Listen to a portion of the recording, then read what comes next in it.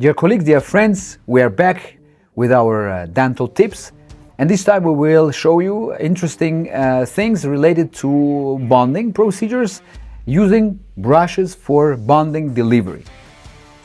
As we agreed with you, we will share with you tips and tricks, nice ones that will help you to become better in dentistry, that will make your dental life easier, but you will put likes, you will share this content with your friends and sign up to our YouTube channel if you didn't make it before. So please do it right now, it's so easy, and we will continue with a nice dental content. So let me show you this episode that is dedicated to bonding, as I mentioned, and this is a small things that will really help to make our life better and easier. So look what I use for adhesive cementation process.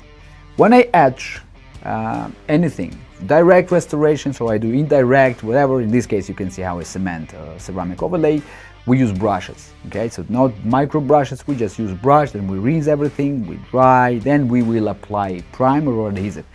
And for that I also use brush.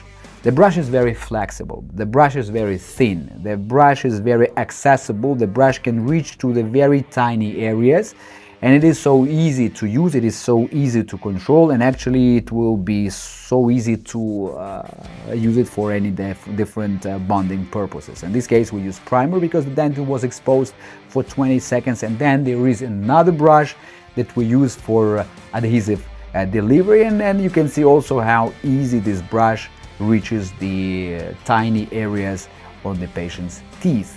Then we will apply cement. You can directly apply it to the tooth, and then you have to place cement to your restoration for sure.